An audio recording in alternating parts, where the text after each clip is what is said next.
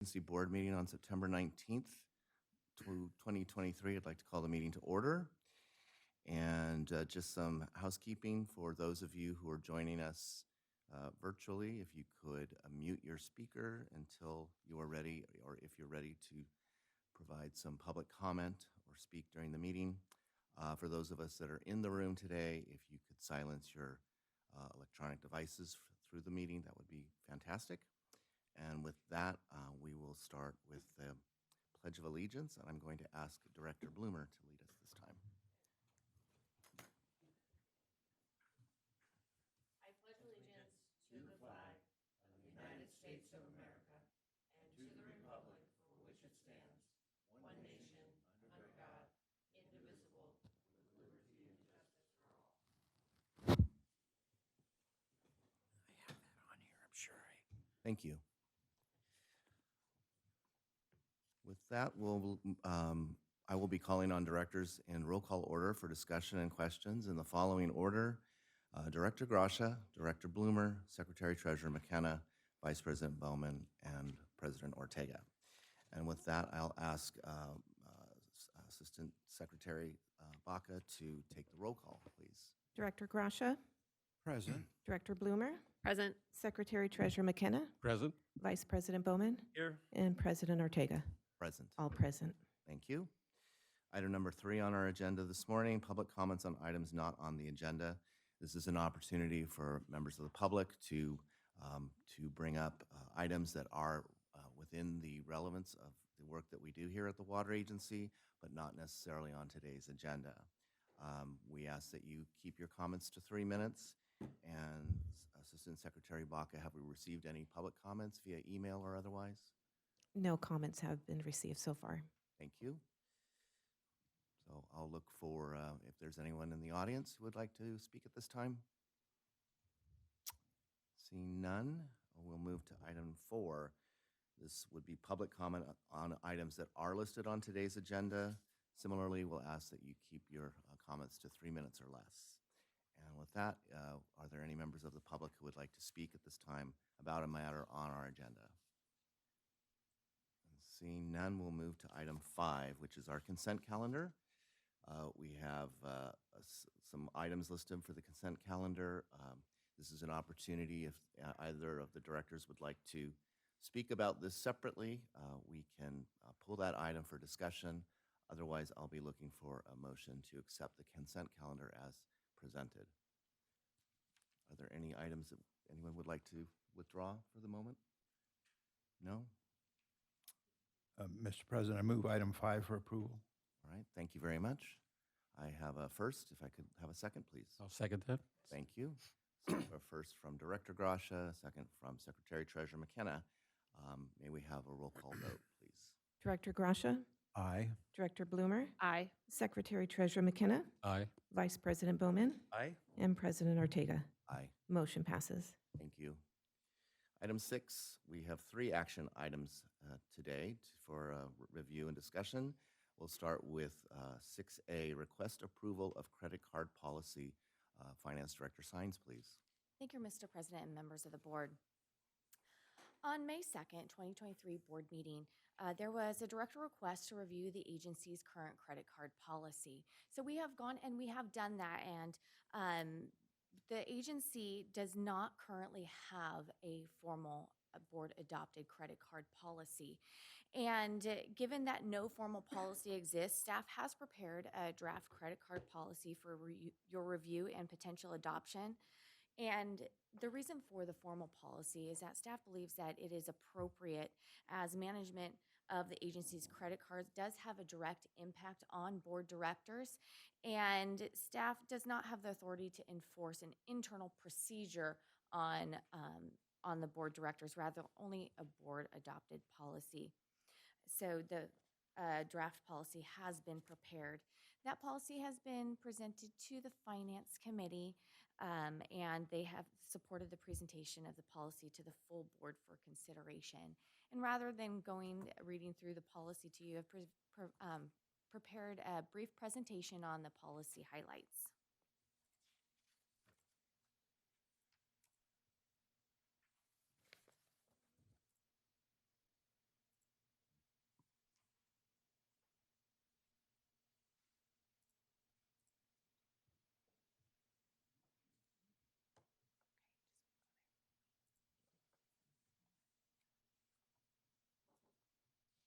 Okay. So, as mentioned before, the request was a board member request to review the current credit card policy, including the ability for board directors to keep their DWA credit cards at all times. Now, in our current procedural documents, it is requested that the credit cards be held at the agency at all times. And the likely root of that was public officials back at that time were being criminally prosecuted for misappropriation of public funds. And this would have been a way that the agency could have helped to mitigate some of those risks against potential accidental usage. As stated before, we do not have a formal adopted policy, only an internal procedural document, and it is our recommendation to adopt a formal credit card policy.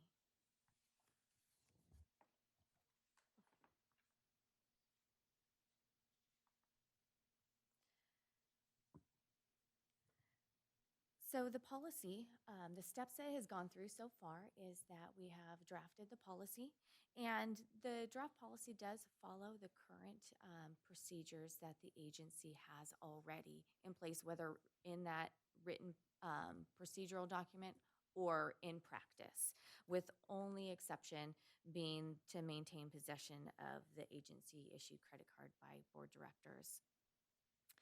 It has gone through, the assistant general manager has reviewed, the legal has reviewed, the general manager has reviewed, and the finance committee has reviewed. And the next step in the process would be board review and adoption.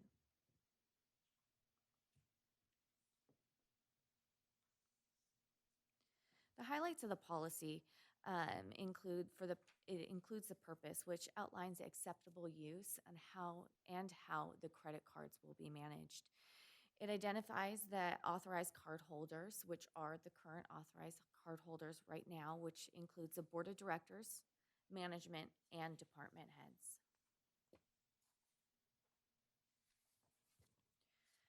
The credit limits, it establishes the credit limit ranges. Now, these ranges doesn't mean that everyone is going to receive $10,000 credit limit for board directors, department heads, but rather the range for determination where myself as a finance director would set the range for each individual card holder based off their need within those guidelines. One thing to note is it does allow for inflationary adjustments to these ranges. So every time that inflation goes up, we do not need to come back and readopt or modify the policy with the board, but rather link it to the CPI factors from the last time these ranges were set. So if the need arises that we see that these ranges are no longer sufficient, then we can go and we can adjust them without having to bring it to the board. So that is an adjustment factor that is built into the policy. The policy also outlines the use of the credit card, which includes the acceptable use. What are the types of charges it can be used on? But more importantly, the categories of unauthorized use. So very explicit categories of what the credit cards cannot be used for. What to do in the event of accidental usage for unauthorized purchases. It's the documentation requirements for the credit card use, and also how to handle purchase returns.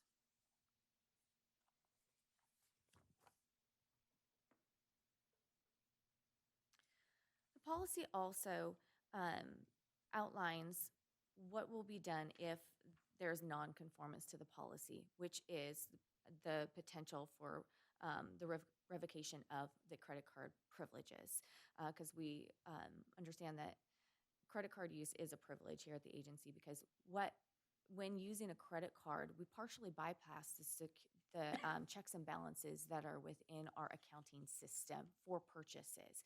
So with that, there is extra trust that's provided to our cardholders. So we want to make sure that the rules of the policy are being followed to help secure the agency's funds.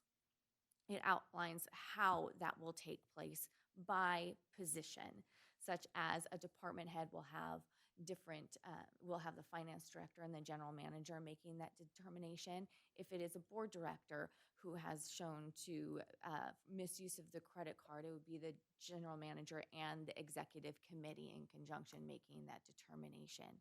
So it outlines for who the card holder is, who will make that decision. And lastly, it outlines the circumstances in which cards will be canceled, such as employment separation, a board director resigns or is no longer on the board, or if the privileges were revoked for one reason or another. And with that, I'd be happy to answer any questions you may have on the policy. Well, first, I do want to mention one more time that legal counsel has reviewed the credit card policy, and there is no fiscal impact to the adoption of this policy, and staff recommends the board adopt the credit card policy. And with that, I'd be happy to answer any questions you may have. Thank you. Director Grasha, do you have questions? Yeah, I guess so. What exactly changes here? Is it give permission for a director to carry a credit card all the time? Is that what? Because I could see where that, just in the during the storm, I avoided coming down here because of the floods. And so I traveled without a credit card and then was shocked that I had to use my own credit card to, and it was, Yes. I was having a freak out right in the lobby of the hotel, right? I mean, I was like, what? They gave you the credit card to book the room. Why do I have to, so the whole, so I can see why the convenience of that is a good idea. But I also understand the complexity involved in that. I carry 3 credit cards that are paid, different banks, and I invariably will use, because they all look alike. They're all the same color now. They come, and so it gets dicey when an ATM card, you make the deposit into the wrong bank or to the wrong account, and now you've got to back out of that and explain it to, what was that all about? Why did you do that? So it's a dicey situation, and I think the policy as it is a good policy. But I also think there should be flexibility for those directors that want to carry one. But for me, I don't want it anywhere near me unless I need to use it. And unfortunately, the building was emptied out, and I didn't have any ability to call in and get authorization for the hotel to charge to that card. But frankly, I don't want a district credit card in my pocket. So I don't know how you make that into a policy, but for those of you that want to, carry it for convenience for a situation like I just described, I'm completely in favor of that. But at the same time, I've seen people's. I know one guy who literally died of a heart attack during an investigation of his credit card use from a public agency. And I blame his death on a corrupt police chief who happened to be mayor, who made an accusation against Thank you. Thank you. And these things are troubling. I think we get the point. Thank you. Okay. Director Bloomer. I don't have any questions or comments, but I think the policy does, I guess I do have a comment. I think the policy does allow for, if a director wants to leave their credit card here, they can. It's not a That is- must do. That is correct. So under the cardholder responsibilities in Section 5A, it indicates to take all reasonable measures to keep the card secure. So it doesn't tell you how to keep the card secure. For a board director, that definitely could be continuing to leave the card here at the agency and requesting to check it out when you would desire to. So it's not saying you have to keep it. You will keep it secure. Perfect. Thank you. That's it. Thank you. Secretary Treasurer McKenna. Well, I think this policy makes a lot of sense. I think it's more sensible, really. I know earlier in the year I had to make a special trip here to pick up a credit card the day before I flew out. And this does away with the need for that. So I'm in favor of it. Thank you. Vice President Bowman. Incredibly well-written and professional. I'm 100% for it. Thank you. I have no further comments, so could we, I will be looking for a motion to accept as presented the staff recommendation, and we then can take a vote. Move to accept. Thank you. I'll second. Thank you. We have a first from Secretary Treasurer McKenna, a second from Director Bloomer, and may we have the roll call vote, please? Director Gracia, Aye. Director Bloomer, Aye. Secretary Treasurer McKenna, Aye. Vice President Bowman, Aye. and President Ortega. Aye. Motion passes. Thank you. Item 6B, request approval of petty cash policy. Again, Finance Director signs. Thank you. Thank you, Mr. President and members of the board. Similar to the credit card policy, at the same board meeting, the request was made for staff to also take a look at the petty cash policy. And again, currently the agency has utilized internal procedural documents in order to manage our petty cash. And given that no formal policy exists, staff does feel, again, that it is appropriate for the board to adopt a formal petty cash policy as it does impact the board. The Finance Committee has reviewed the draft of the petty cash policy, and the attached draft policy includes the revision to the privilege revocation section of the policy according to the committee's request to have it mirror the same in the credit card policy. Legal counsel has reviewed the petty cash policy, and there is no fiscal impact related to the adoption of the petty cash policy. And I again have another presentation just to go over the highlights.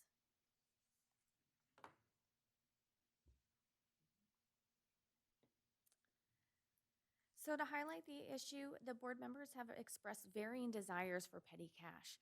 Our previous board was provided petty cash unless it was notified that it was not needed. So it was, you're always going to get it unless you tell us otherwise. That's how we managed it. But, you know, especially given COVID and we have a new board here, just the desires are different. You know, there has been a lot of move to contactless payment. So taking cash wasn't really much of a benefit anymore to have it in your pocket. So the current status of that is we do not have a formal adopted policy and only those internal procedural documents that I mentioned. And staff recommendation is to adopt a formal petty cash policy. The same process has been undertaken to draft the policy, which is consistent with the credit card policy. This is just a formalization of our current internal documents as well as unwritten procedures that we have. And the assistant general manager has reviewed the policy. Legal has reviewed the policy. The general manager has also reviewed, and the finance committee. And the next step, again, would be for board review and adoption. For the policy highlights, it determines the scope, which it impacts the board directors and agency staff, and outlines the authorized use. Now, that authorized use is defined as actual and allowable expenditures according to other policies here at the agency. The first being the travels and meeting policy for agency staff. I would like to note that this is in development. The draft is substantially complete, and we will be bringing that to the board in the coming months for the staff. Now, we have a meeting expense reimbursement policy for board directors, and that is the one that is already board approved.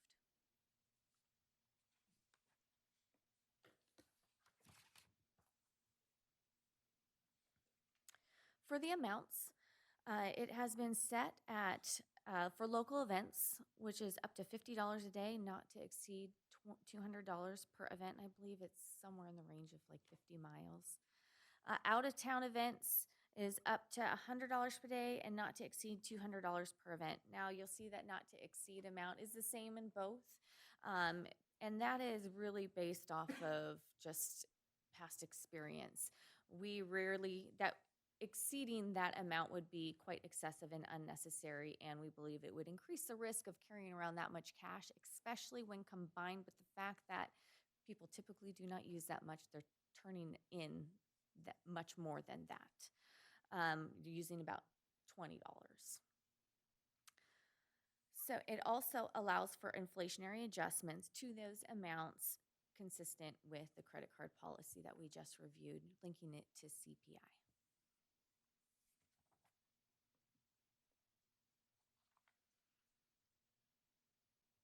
The policy outlines the procedure and the procedural requirements for the request disbursement. What documentation will substantiate the use? What do you do if you do not have that type of documentation? What will be turned in? How we return the unused petty cash, and what types of reviews and approvals will be undertaken for that use and the approval of the use of it. And consistent with the credit card policy, there is a section that mirrors the privilege revocation. So the consequences for nonconformance to this policy. Previously, it was written in that nonconformance to the policy could result in privileges being revoked, but it has been placed in with the same sort of who makes the decisions, the general manager, the finance director, the executive committee, depending on who it is that whose privileges are being reviewed.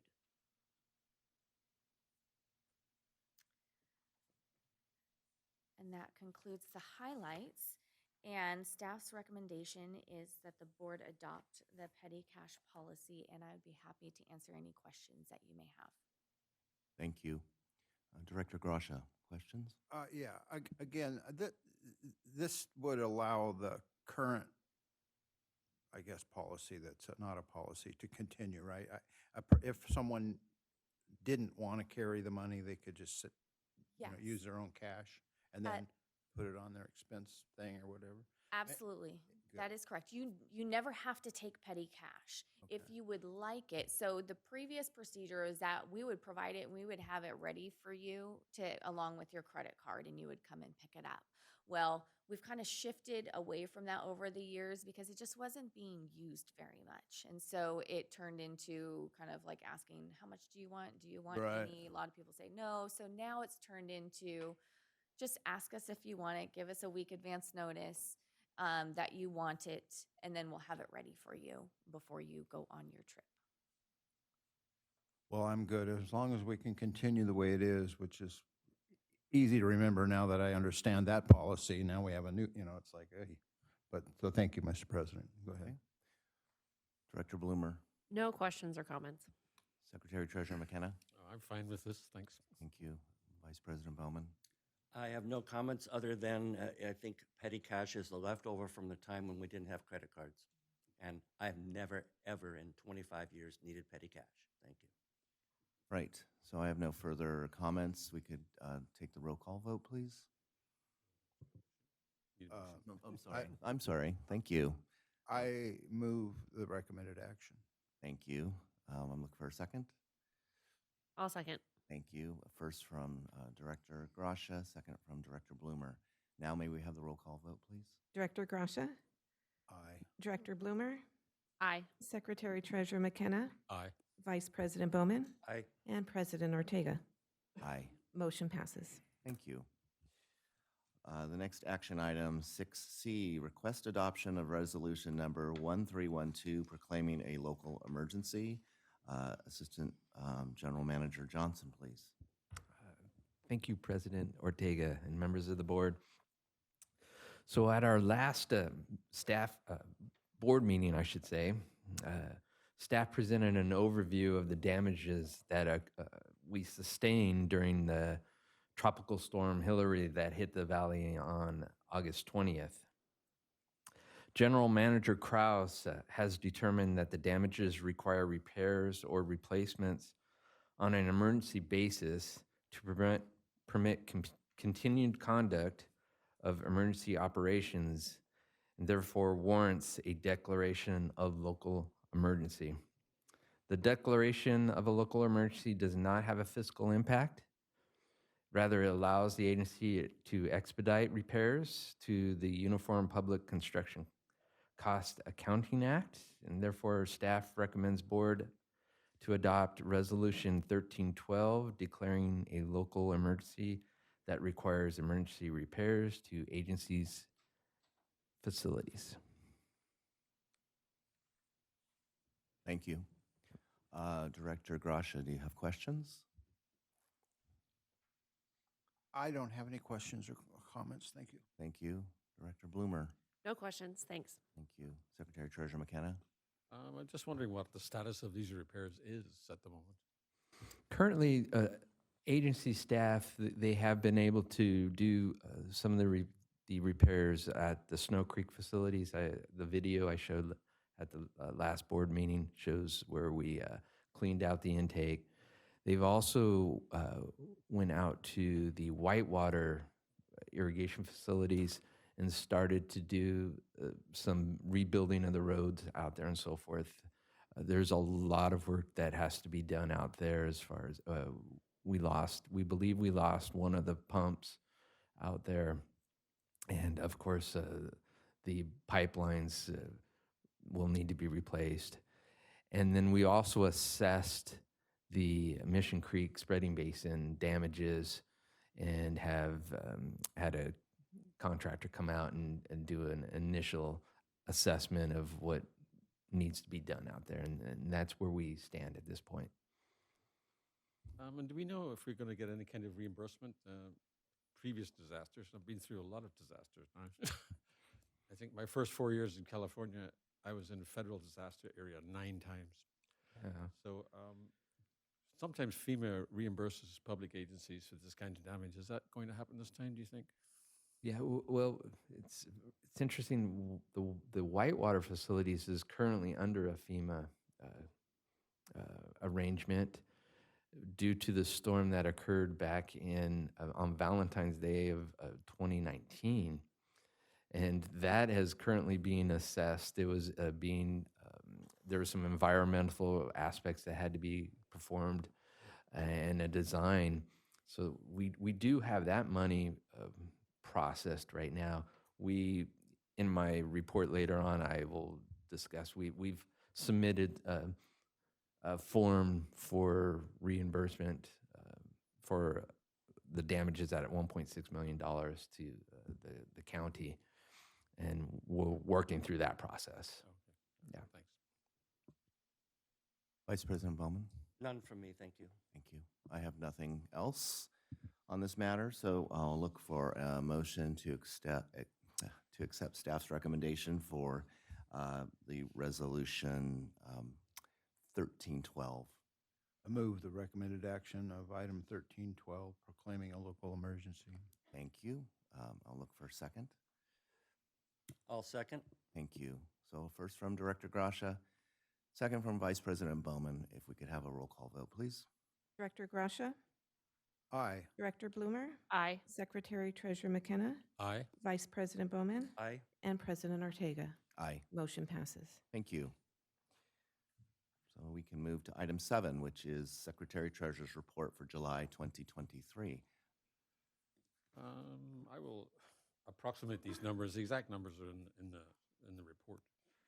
But for July 2023, the operating fund received $3.7 million in sales revenue, $102,000 in recycled water sales revenue, and $10,584 in power sales revenue. Accounts payable went out $4.5 million approximately. The year-to-date numbers, water sales are 4% under budget, revenue 2% under budget, and expenditure 26% under budget. But this is month 1 of the year, so let's not get excited about being so far under budget. Active services are a decrease of 7 to a current number of 23,479. The general fund received $395,000 in property taxes, $925,000 in replenishment assessments, of which $856,000 was from the operating fund and $69,000 from private pumpers. That fund received $59,000 from Coachella Valley Water District for the water hydro cost share agreement, and $62,000 from Southern California Edison for power sales. That fund paid out $3.5 million to the state water project.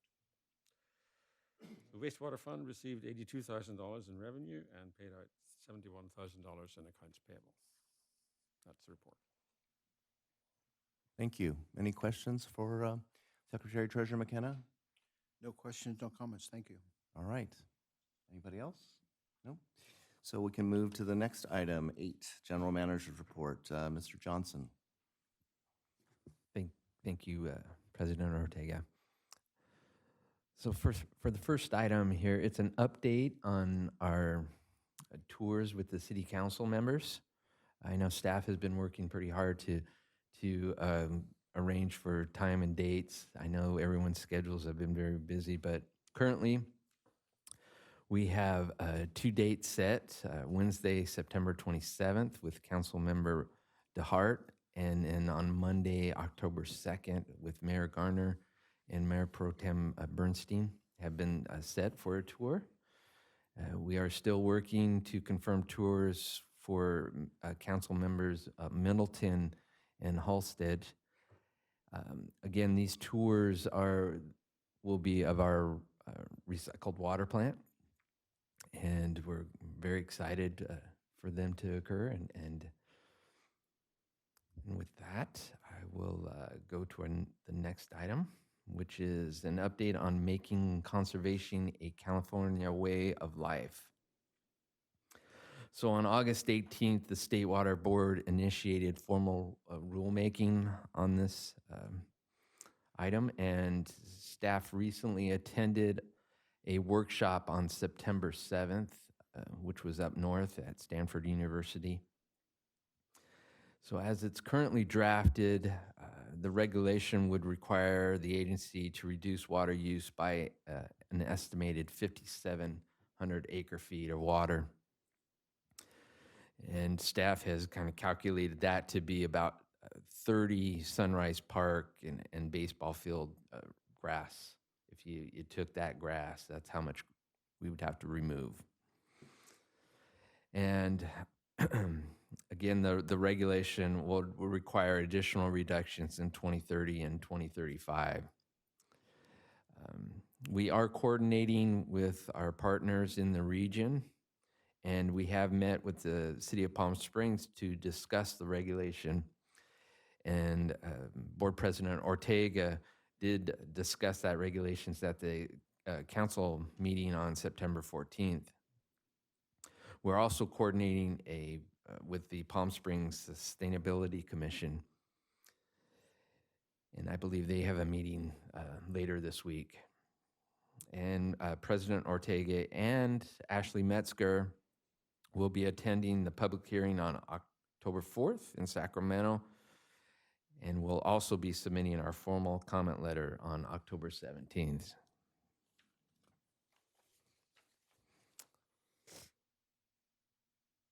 Okay, the next item is the Class 8 water management analysis. So the state water contractors, it's made up of 8 classes. And the agency, we belong to Class 8. Class 8 has 10 members.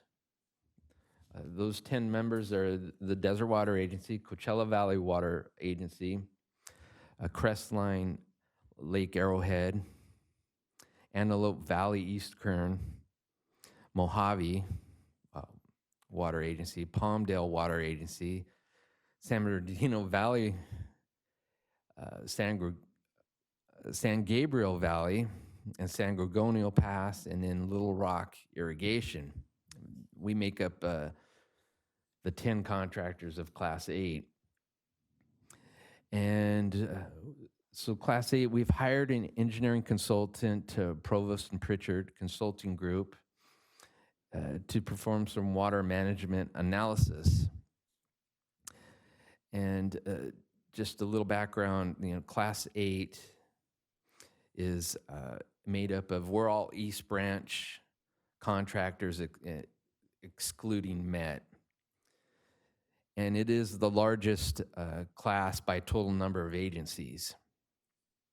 It is also the 3rd largest class by Table A among the state water contractors classes, which accounts for about just over 607,000 acre-feet of Table A water that these all of the contractors have as Table A, which is about 14% of the total Table A for the contract for the State Water Project. So we thought we should hire a consultant to look at how we can collaborate more. There are some issues. Some contractors have excess water, some have groundwater storage where they put their water. Some only need water during dry years. Some rely only directly on deliveries. So there's a lot going on with Class 8. And what we felt is the consultant could assist with optimizing how we work together. And with that, we'll go to the next item, which is DWA supports Assembly Constitutional Amendment number 13. So on September 11th, we received a request from Reeb Government Relations to support Assembly Constitutional Amendment ACA 13. So by supporting ACA 13, that aligns with our policy directive 1 and 3 of the board-approved legislative and regulatory policy platform. So ACA 13 is supported by CSDA, and there are a couple purposes for ACA 13. One purpose is to require an initiative constitutional amendment to comply with any increased voter approval threshold that is seeks to impose on future ballot measures, and also to guarantee in the state constitution the ability of local governments to submit advisory questions to voters. ACA 13 was developed out of concerns surrounding the initiative 1935, which has several items here. If voter approved, it would allow adoption of new and restrictor rules for raising taxes, restrict the ability of local governments to issue fines and penalties to corporations and property owners that violate local environmental, water quality, or public health, public safety, or fair housing. And but for ACA 13 to take effect, there's some things that have to occur here. It must be approved by 2/3 of the lawmakers in each house, and then a simple majority of statewide voters in March of 2024. And if it passes by voters, ACA 13 would apply to the initiative 1935, which has qualified for November 2024 ballot. And the next item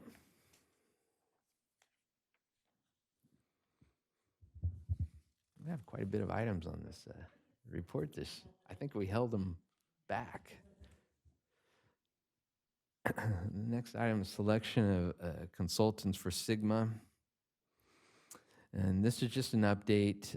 So Todd Groundwater was selected for the Indio sub-basin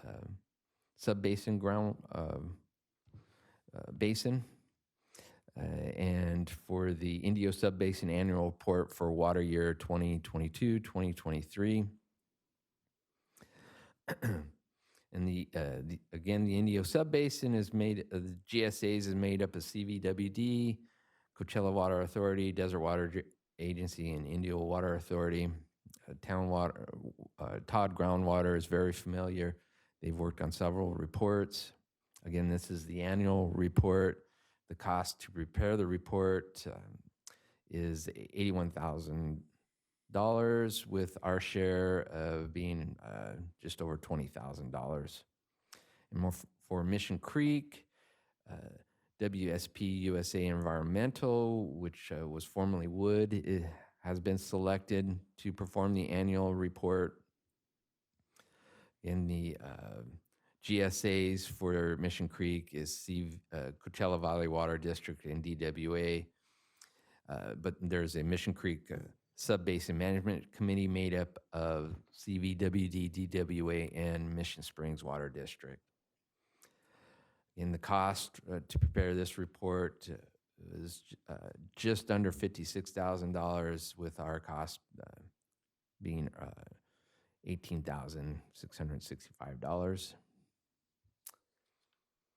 And again, the annual report provides a summary of basin conditions for the prior water year, including groundwater levels, groundwater production, water quality, and replenishment, imported water, recycled water, and climate data.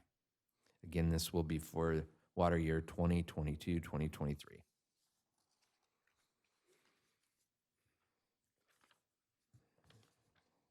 Okay. Next item is our State Water Board proposes emergency fee increase. We received notification from State Water Board that they are proposing emergency fee increases. And the proposed emergency fee increases will be presented for possible adoption at the September 19th State Water Board meeting. See, there's several categories here that they're proposing to increase. We estimate that if it is passed, that it would be a fiscal impact of roughly $4,000 for all of those increases. The next item is related to Director McKenna's question regarding our the damage to our facilities. We did submit initial damage estimate to the Riverside County Emergency Management Department on the 24th of August for $1.6 million. We're awaiting formal federal disaster declaration from FEMA, which is the next step in seeking federal funds for the repairs. And the next item, I believe this, this is the last of, well, besides our human resource activities and so forth. But, so this is regarding to our lead service line inventory. The agency has been working on this for several years. This was required based on the federal lead and copper rule revisions that were passed, which were 2 phases of that. Phase 1 required that the agency identify all service pipe type from the water main to the meter, which we have done. We've completed that. The second phase is that the agency is required to develop a plan on assessing the customer side plumbing type. This is plumbing on beyond the meter. So we developed a plan and we submitted it on July 20th, and it was approved by the Department of Drinking Waters on August 1st. I want to give Sarah Rapola a lot of credit for developing this plan. She's our water resource specialist here. What Sarah did is they gave guidelines on how to develop a plan. She did a lot of research. She looked at some other plans that were developed by some agencies and cities in LA. Based on their procedures, she formulated our plan. And the first thing that we were able to do is, out of our total number of services, I believe we have over 23,000 services currently.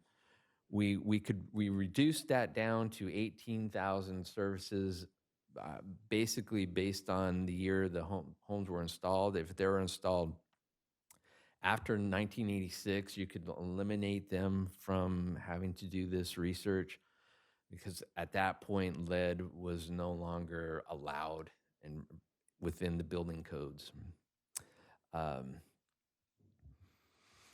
Then what Sarah did is she worked through a formula based on probabilities to narrow our request down to 1,200 services.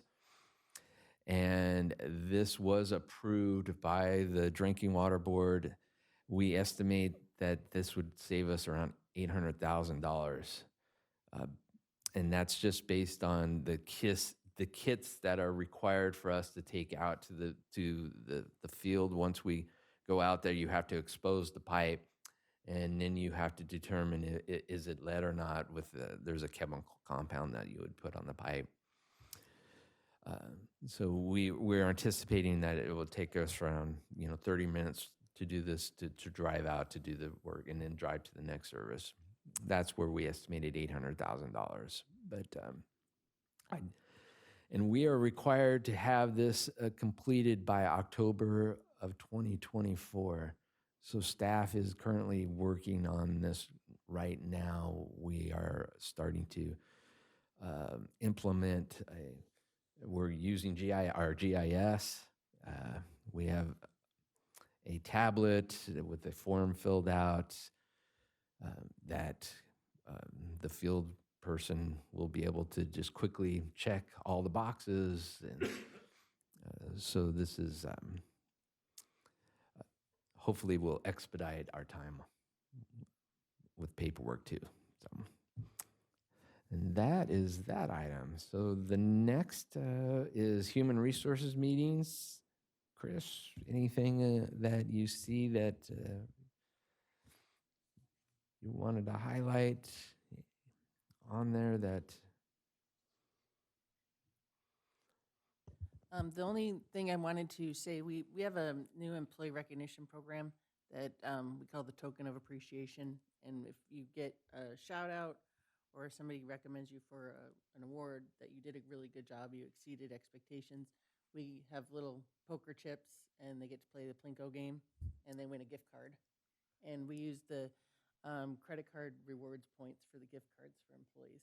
So it didn't cost us much other than a Plinko board, which wasn't too crazy.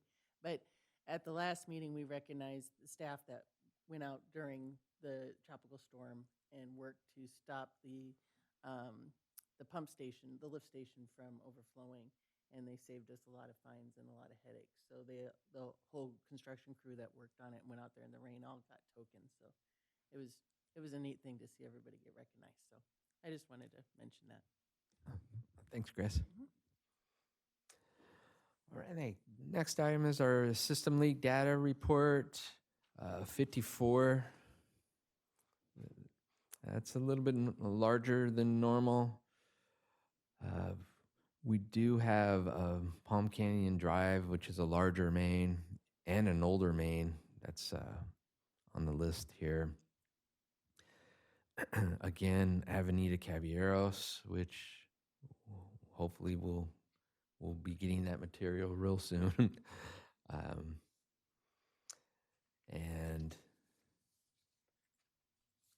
then our meetings and activities, some of the items I'd like to highlight is on the 6th, attended the All-Mayor and Tribal Leader Lunch with the entire board, which was enjoyed that. We had our Public Affairs and Conservation Committee meeting on the 6th. On the 7th, we had a Technology Transformation Committee meeting. I think that went very well. A lot of positive feedback from the committee. On the 12th, we had our Mission Creek Subbasin quarterly GM meeting. That's held with DWA, CVWD, and Mission Springs Water District. And yesterday, we had our tribal mediation TAC meeting and our small negotiation team, which we'll discuss later in closed session. And that concludes the GM report. Thank you. Director Grasha, do you have any questions or comments for Mr. Johnson? Only one. Back up in the beginning of your report, you talked about meetings, tours with the city council members, I think. Yes. Are those staff tours or or are there, because I thought we had an invitation, Mr. President, to tour, to go with two council members. Is that, am I wrong that tell me how you see that working out? Because I had a calendar invite sent that, for a tour with, so, you know? Yeah, I know that Ashley has been working on this. My understanding that there would be Ashley and then staff would be at the facilities to give the presentation. As far as directors who will be attending, I don't know if that has been worked out yet. Perhaps Ms. Metzger could clarify that. Is she online? She is. Yes, thank you, President Ortega and Assistant General Manager Johnson. The tours are going to be led by myself, Steve, and Mark, and we will be coordinating with some staff members along the way. For example, Laboratory Director Paul Monroy will be there at the lab, and Operations Supervisor Emmanuel Sarpong will be there at the recycled water plant. Additionally, we are going to have board member involvement because of the fact that these are city council members. You know, this is a VIP tour, if you will, and we wanted, similar to how we handled the Congressman Calvert tour, to have some elected to elected engagement. So the tour attendance was extended to directors who are representing the division that best overlaps with the city council member in attendance. I see. Like Desert Water Agency, you know, the city has its electoral divisions, and to the extent that we could kind of match those up, that's what we did. So the reason, Director Grasha, that you were invited to the tour on Monday, October 2nd, is because your division, Division 1, largely overlaps with Mayor Garner's District 1 and a portion of Mayor Pro Tem's Thank you. district. I thought it was because of my being a member of the subcommittee of public affairs and so forth, because President Ortega was invited as well. So I was just trying to clear up what was going on. If I was supposed to be there that day, I didn't want to show up and not be welcome. Thank you for your explanation. Yes, sir. I will note that the reason we're kind of confining it to a limited number of board attendees is so that it's not a Brown Act meeting. Right. If we were to get additional board members to attend, we would have to notice it and so forth. Thank you. Thank you for that. Any additional questions, Director Grasha? I have no additional questions. Thank you, no. Okay, thank you. Director Bloomer? I don't have any questions. Thank you. Thanks. Secretary Treasurer McKenna? Going back to the lead service line issue, are we sharing that information with the customer when we find a lead service on their side? I believe the regulation does require that. We don't anticipate finding any lead, just based on what the research that we're doing. I know the city water agency in LA had an extensive plan, and I believe they found just a minuscule lead services, but it outlines in the regulation. It outlines everything that we're required to do. We're required to just do the field investigation. If we do then find that would go into our report, and then that report, I believe, then would be public information, of course, and we would then notify the resident of our findings. Thank you. Vice President Bowman? Yeah, on the same topic, are our sister agencies in the valley doing this as well? Yes, all the agencies. We have been in contact with Mission Springs and CVWD. I know that CVWD had a plan that they were preparing to, and Sarah has her plan. I think they're going to model our plan, I believe, is the result of how we were able to get ahead of this, and the Department of Drinking Waters. There was a couple different versions that we worked through, and this came out, and I know the representative at CV appreciated what we did because they were going to go through it as they had a different path that they were going to go through, and realized that probably wasn't going to be successful. So I think they turned directions and pivoted. Wonderful, thank you. Yeah. Thank you. Okay, I have no further questions or comments with regard to the report, other than it was very informative and thorough. Yeah. Thank you. A lot of items. A lot of items, yes, thanks. Item 9 is director reports on meetings and events attended on behalf of the agency. So I'll start with Director Gracia. If you could let us know the meetings that you've attended since the last meeting on behalf of the agency, and give us just a brief summary of what they were and what date they were and what you might have gotten out of them. Thank you. Thank you. Well, let's go back to September 5th. Of course, we had our board meeting, and on that same day, the Coachella Valley Water District had their emergency meeting to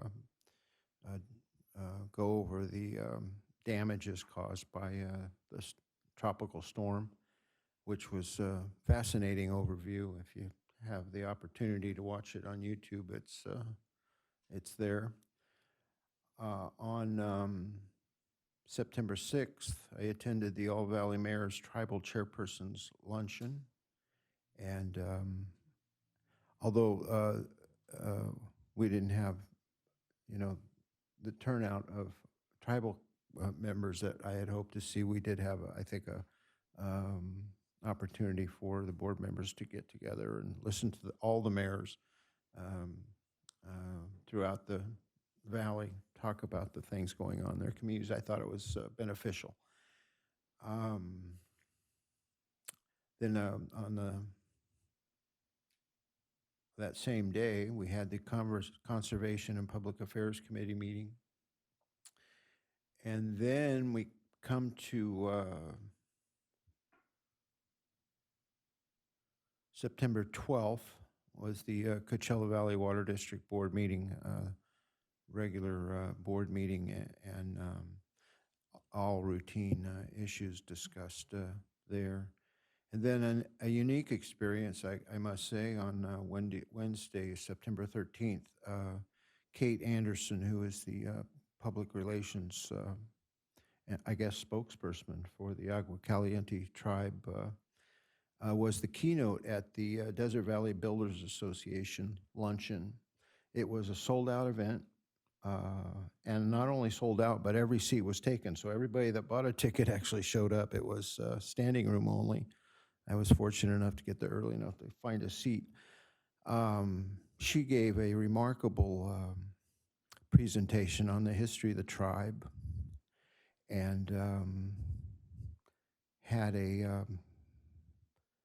some interesting takes on their perspective on water issues. And I wish you could have been there. I know it was too late for you guys to get tickets, or however that worked out, I don't know, but it was fascinating. She's an excellent public speaker. She gave a presentation that seemed like must have been rehearsed for weeks or months prior to that event. She introduced herself as a tribal member, and of another tribe, I guess from Oklahoma, but a transplant to, I've often wondered how the tribe grew from 10 members to over 400. And I don't know if that's how they do it or not, but it was an interesting event. And halfway through, it occurred to me, gee, I wish I had thought of recording this, or maybe they recorded it and for presentation down the line, because it was a truly remarkable rendition of the tribe's perspective on their history. So with that, I thank you. So Director Bloomer.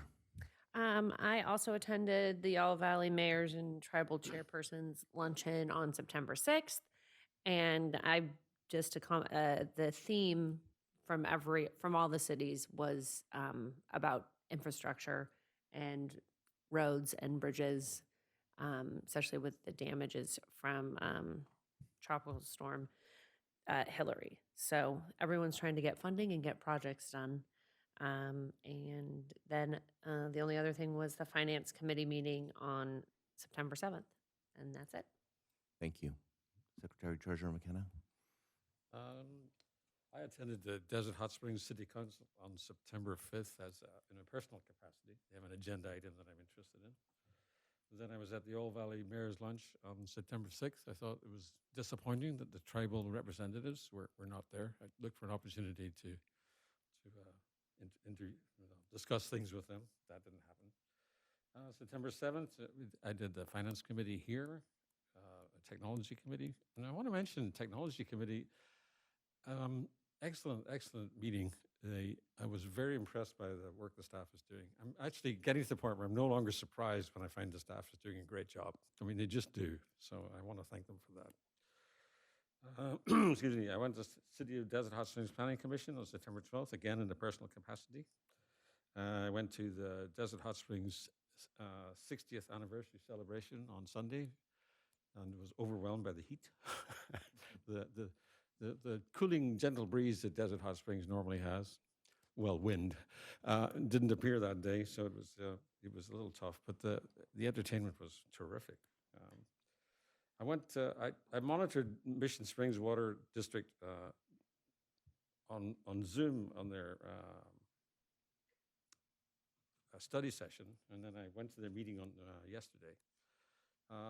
A point of interest for us, I think, is that they're working on the possibility of doing solar power on all their facilities. They have a proposal in front of them for about $19 million to make them essentially independent of Edison. I think that's an excellent long-term idea, but they're struggling with, I think, where they get the $19 million. You know, they're like we are. They've got some facility damage to pay for. They have a new headquarters they're trying to build. They have a treatment plant underway. And these are big commitments. I sensed that the board over there was a little reluctant to commit to this fairly big expense. But I like the idea. I think the idea of, solar power, I have it on my house. I know some of the other directors do too. It's a godsend, really, when the utility raises their prices as rapidly as they have been doing. I noticed also that they are contracting for sewer hookups in response to their well, it goes back to the spillage they had of the secondary treated effluent. And the Regional Water Quality Control Board has imposed a penalty on them. And to meet that penalty, they have decided to hook up some additional people to their sewer system. And the bill for that is looking like it will be about $429,000. So it was not an insignificant issue, but in the end, it does help the environment.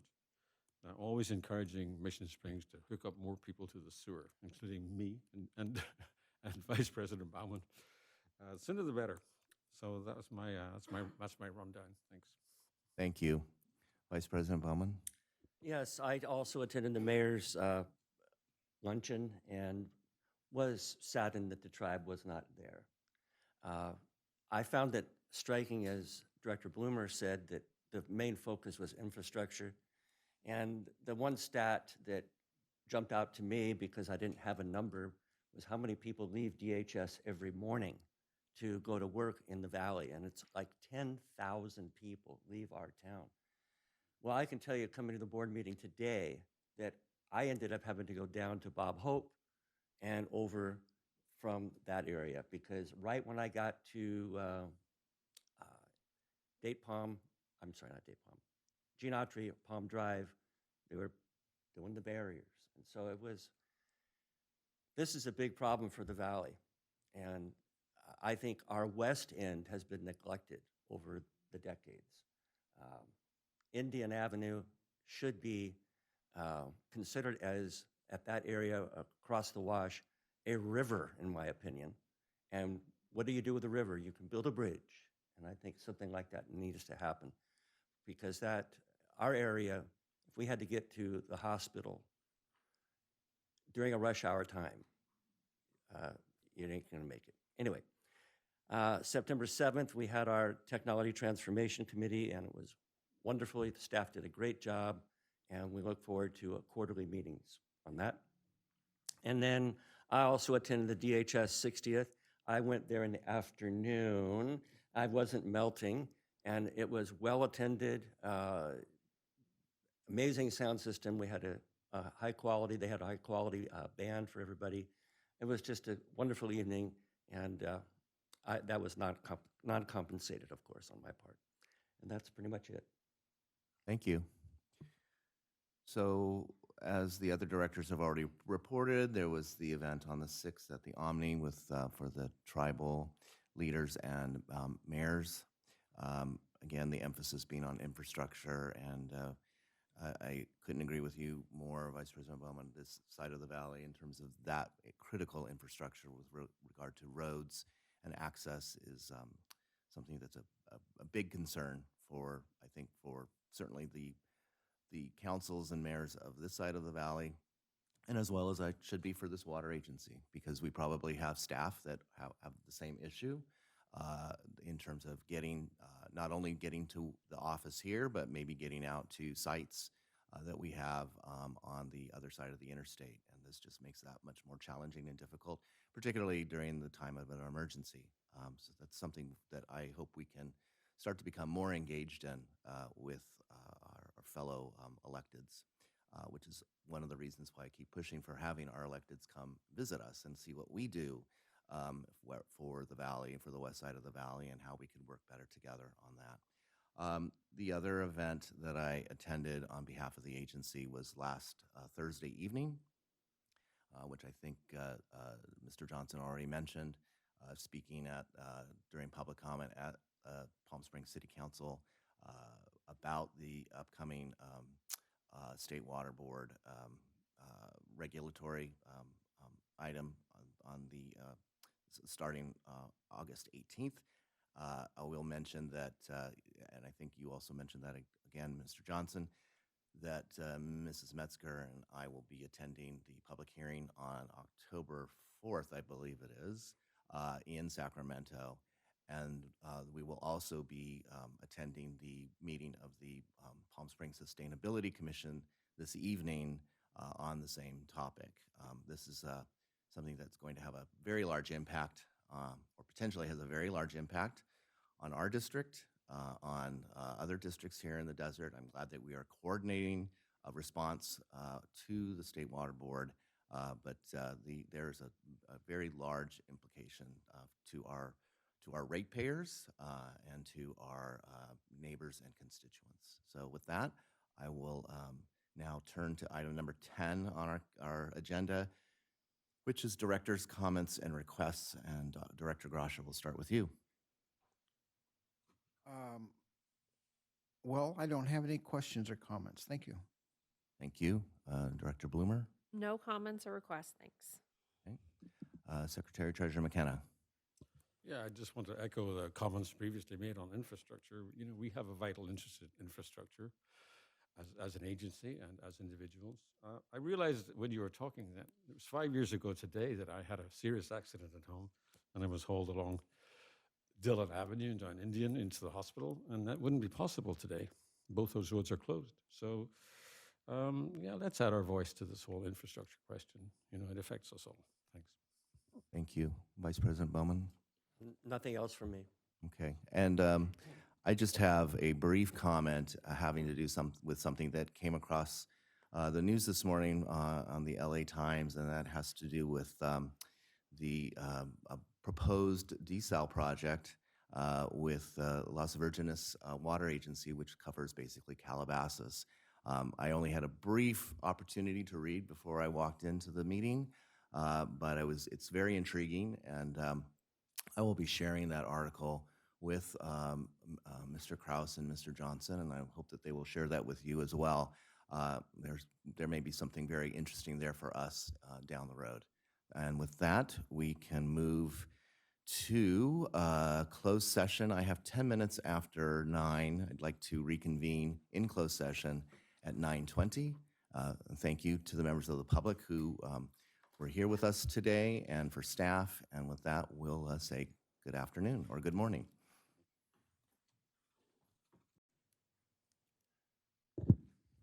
Are we on? Great, thank you.